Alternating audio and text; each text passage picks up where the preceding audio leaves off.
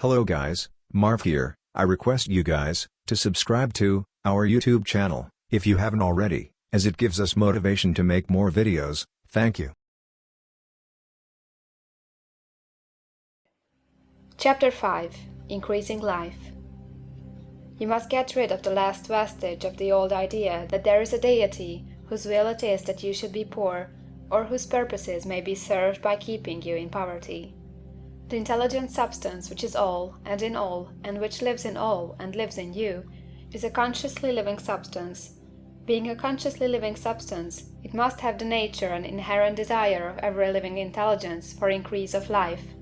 Every living thing must continually seek for the enlargement of its life, because life, in the mere act of living, must increase itself. A seed, dropped into the ground, springs into activity, and in the act of living produces 100 more seeds. Life, by living, multiplies itself. It is forever becoming more. It must do so if it continues to be at all. Intelligence is under the same necessity for continuous increase. Every thought we think makes it necessary for us to think another thought. Consciousness is continually expanding. Every fact we learn leads us to the learning of another fact. Knowledge is continually increasing. Every talent we cultivate brings to the mind the desire to cultivate another talent. We are subject to the urge of life, seeking expression, which ever drives us on to know more, to do more, and to be more. In order to know more, do more, and be more, we must have more. We must have things to use, for we learn, and do, and become, only by using things. We must get rich, so that we can live more. The desire for riches is simply the capacity for larger life seeking fulfillment. Every desire is the effort of an unexpressed possibility to come into action. It is power seeking to manifest which causes desire. That which makes you want more money is the same as that which makes the plant grow. It is life, seeking fuller expression. The one living substance must be subject to this inherent law of all life. It is permeated with the desire to live more. That is why it is under the necessity of creating things. The one substance desires to live more in you, hence it wants you to have all the things you can use. It is the desire of God that you should get rich. He wants you to get rich, because he can express himself better through you if you have plenty of things to use in giving him expression. He can live more in you if you have unlimited command of the means of life. The universe desires you to have everything you want to have. Nature is friendly to your plans. Everything is naturally for you. Make up your mind that this is true. It is essential, however, that your purpose should harmonize with the purpose that is in all. You must want real life, not mere pleasure of sensual gratification. Life is the performance of function, and the individual really lives only when he performs every function, physical, mental, and spiritual, of which he is capable, without excess in any. You do not want to get rich in order to live swinishly, for the gratification of animal desires. That is not life. But the performance of every physical function is a part of life, and no one lives completely who denies the impulses of the body a normal and healthful expression. You do not want to get rich solely to enjoy mental pleasures, to get knowledge, to gratify ambition, to outshine others, to be famous. All these are a legitimate part of life, but the man who lives for the pleasures of the intellect alone will only have a partial life, and he will never be satisfied with his lot. You do not want to get rich solely for the good of others, to lose yourself for the salvation of mankind, to experience the joys of philanthropy and sacrifice. The joys of the soul are only a part of life, and they are no better nor nobler than any other part. You want to get rich in order that you may eat, drink, and be merry when it is time to do these things, in order that you may surround yourself with beautiful things, see distant lands, feed your mind, and develop your intellect, in order that you may love man and do kind things, and be able to play a good part in helping the world to find truth. But remember that extreme altruism is no better nor nobler than extreme selfishness. Both are mistakes. Get rid of the idea that God wants you to sacrifice yourself for others, and that you can secure his favor by doing so. God requires nothing of the kind.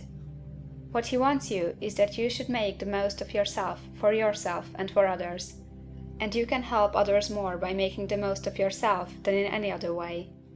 You can make the most of yourself only by getting rich, so it is right and praiseworthy that you should give your first and best thought to the work of acquiring wealth.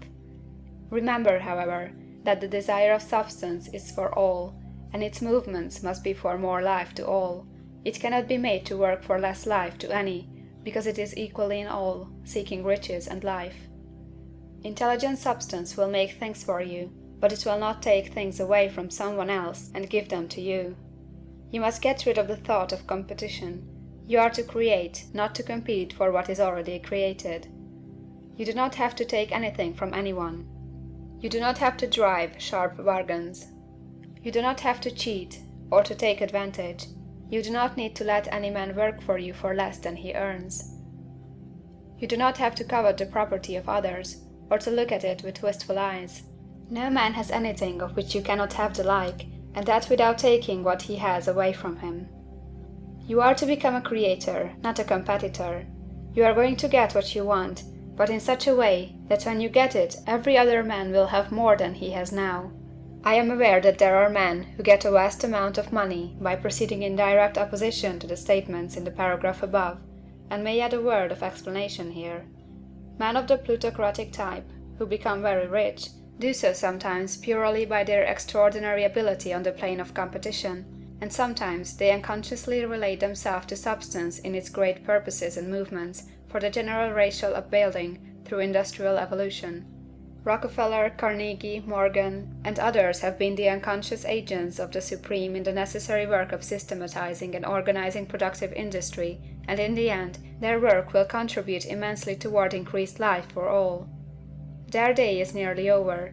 They have organized production, and will soon be succeeded by the agents of the multitude, who will organize the machinery of distribution. The multimillionaires are like the monster reptiles of the prehistoric eras. They play a necessary part in the evolutionary process, but the same power which produced them will dispose of them. And it is well to bear in mind that they have never been really rich. A record of the private lives of most of this class will show that they have really been the most abject and wretched of the poor. Riches secured on the competitive plane are never satisfactory and permanent. They are yours today and another's tomorrow. Remember, if you are to become rich in a scientific and certain way, you must rise entirely out of the competitive thought. You must never think for a moment that the supply is limited. Just as soon as you begin to think that all the money is being cornered and controlled by bankers and others, and that you must exert yourself to get laws passed to stop this process and so on, in that moment you drop into the competitive mind, and your power to cause creation is gone for the time being. And what is worse, you will probably arrest the creative movements you have already instituted. Know that there are countless millions of dollars worth of gold in the mountains of the earth, not yet brought to light, and know that if there were not, more would be created from thinking substance to supply your needs. Know that the money you need will come, even if it is necessary for 1,000 men to be led to the discovery of new gold mines tomorrow. Never look at the visible supply, look always at the limitless riches in formless substance, and know that they are coming to you as fast as you can receive and use them. Nobody, by cornering the visible supply, can prevent you from getting what is yours. So never allow yourself to think for an instant that all the best building spots will be taken before you get ready to build your house, unless you hurry. Never worry about the trust and combines, and get anxious for fear they will soon come to own the whole earth. Never get afraid that you will lose what you want because some other person beats you to it. That cannot possibly happen. You are not seeking anything that is possessed by anybody else. You are causing what you want to be created from formless substance, and the supply is without limits. Stick to the formulated statement. There is a thinking stuff from which all things are made, and which, in its original state, permeates, penetrates, and fills the interspaces of the universe. A thought, in this substance, produces the thing that is imaged by the thought. Man can form things in his thought, and, by impressing his thought upon formless substance, can cause the thing he thinks about to be created. End of chapter 5.